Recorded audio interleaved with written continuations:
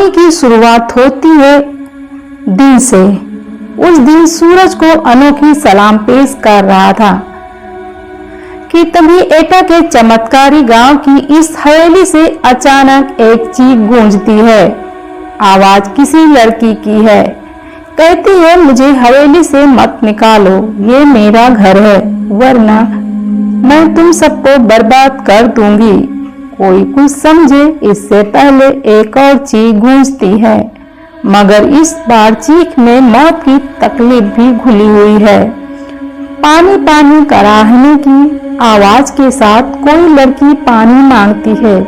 यह वाक्य कहीं और होता तो शायद कोई न कोई तो मदद के लिए आ भी जाता, मगर इस गांव में हर कोई डर से सहमसा जाता है, क्योंकि पिछले कई दशकों से ऐसी चीखें इस हवेली से निकलती रहती हैं और लोग कांपते हुए सुबह का इंतजार करते रहते हैं। इस हवेली के मालिक सत्येंद्र तोमर कहते हैं कि यहाँ पहले सब ठीक था, लेकिन धीरे धीरे ये दिक्कत बढ़ती ही गई। यहाँ घुंघरूओं की आवाज सुनाई देती थी, नाचने की आवाजें, इस तरह प्रॉब्लम क्रिएट होती रही है। तांत्रिकों को बुलाया गया।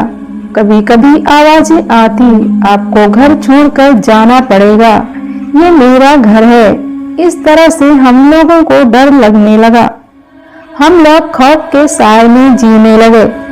लेकिन सवाल ये था कि आखिर कौन है ये लड़की और इसका इस घर से क्या रिश्ता है?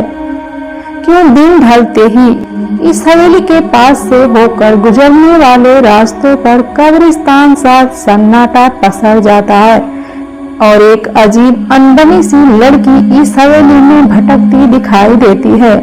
कभी झरोखों से झांकती तो कभी हवेली की छत से टकटकी लगाए दूर किसी मुसाफिर का इंतजार करती जिसने उसे गौर से देखा है।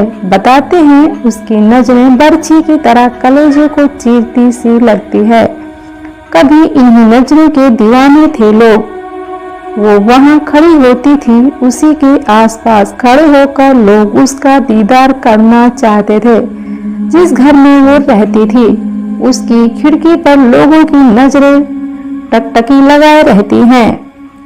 इंतजार करते थे लोग कि कब खिड़की खुले और उसका दीदार हो। ऐसा जलवा था रमिया का। इस हवेली के आसपास रहने वाले बुजुर्ग बताते हैं कि इस हवेली में से एक खूबसूरत सी लड़की निकलती थी, जिसे वो जब पकड़ने की कोशिश करते तो वो बिल्ली बन जाती थी। आज इस कोठी में जिंदगी और मौत दोनों का बसेरा है। दूसरी हवेली की तरह ये खाली नहीं है। गुजरे दौर की तवायफ रमिया की रूह भी रहती है और इस कोठी की मालकिन भी, मगर मौत के साए में लगातार सांस लेती इन जिंदगियों पर क्या गुजरती है ये बताने के लिए काफी है। कई लोगों की मौत होना, क्योंकि इस हवेली ने अब तक कई अपनों को खो दिया है। हद तो ये है कि इस हवेली के बच्चे भी शैतानी करने या चहकने से पहले सोचने लगते हैं। इस हवेली में आज जितनी भी जिंदगियां बाकी हैं उनके चेहरे पर किसी का कोई नामो निशान नजर नहीं आता। एक खूबसूरत मगर खौफनाक चेहरा उन्हें लगातार नजर आता है।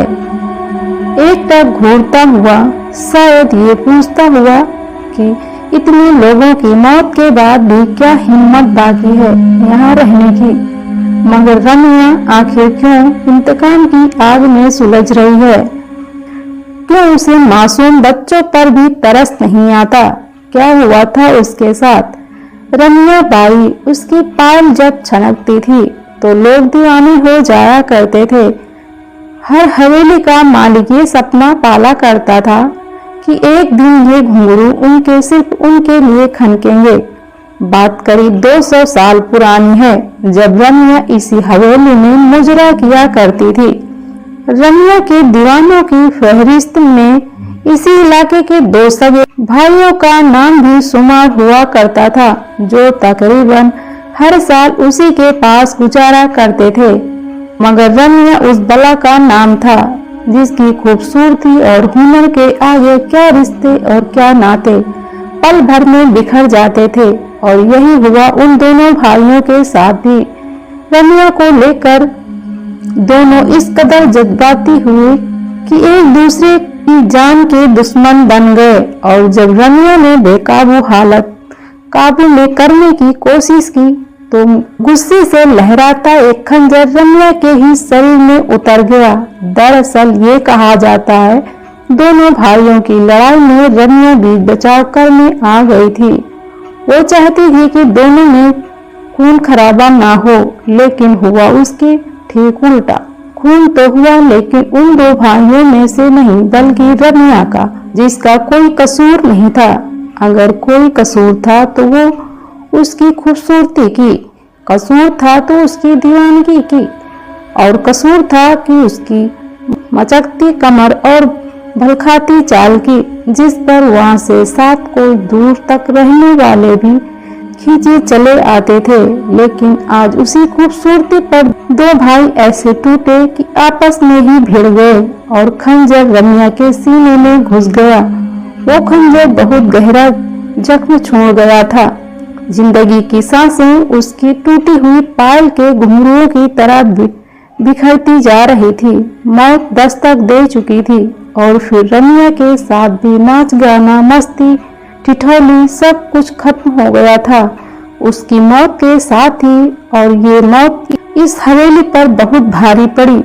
वक्त बीतता गया मगर उसकी यादें कभी धुंधली नहीं पड़ती भी कैसे, क्योंकि रम्या ने तो इस हवेली को छोड़ा ही नहीं था। वो आज भी लोगों को नजर आती है मगर गाती गुनगुनाती नहीं, बदहवास घूमती हुई याद करती हुई उन सुनहरे दिनों की, जब एक महफिल उठती नहीं कि दूसरी सजाने को बेताब लोग वहां पहुंच जाते। फर्क सिर्फ इतना है कि 200 साल पहले इस ड्यूटी से निकला हर कदम मस्ती से झूमता हुआ निकलता था, मगर आज यहाँ से लाशें निकलती हैं। इस बारे में हवेली मालिक सत्येंद्र तोमर बताते हैं कि मेरी माँ को एक दिन साया दिखाई दिया था, इसके बाद उनकी मौत हो गई थी।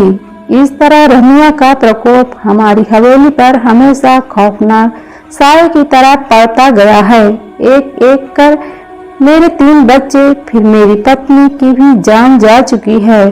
हालांकि अब इस हवेली को बचाने की जिम्मेदारी सत्येंद्र पर ही है। वो एक पढ़े लिखे इंसान हैं और इससे पहले वो भूत प्रेत जैसी बातों को नहीं मानते थे, मगर आज जब वो अपने परिवार पर नजर दौड़ाते हैं तो हर रिश्ता अधूरा नजर आता है।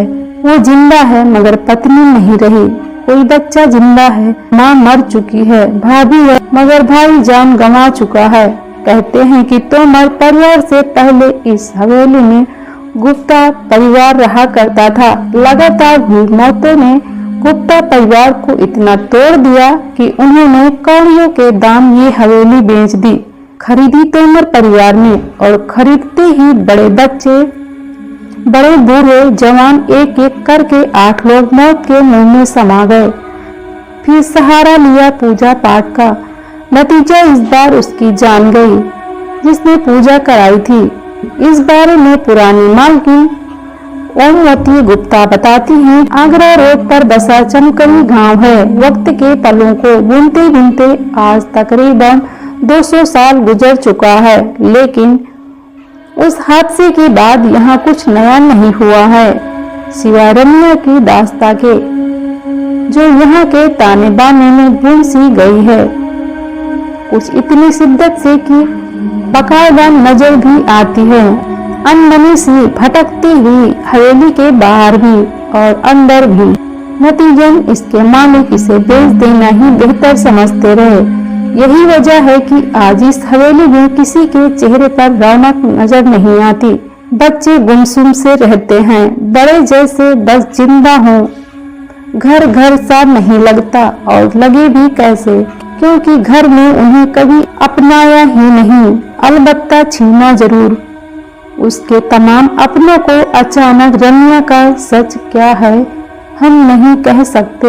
हाँ, इतना जरूर कह सकते हैं कि यहाँ रहने वाले दोनों परिवारों में से बेवजह मौतें हुई हैं, और अगर ये सब कुछ इत्तेफाक है तो यकीनन बहुत खौफनाक इत्तेफाक है, शायद रम्या के खौफ से कहीं ज्यादा खौफनाक। रिश्तों का कत्ल, प्रॉपर्टी के लिए सौतेली बेटी से रिश्ते बनाया, फिर बीवी को ऐसे कुल्हाड़ी से मार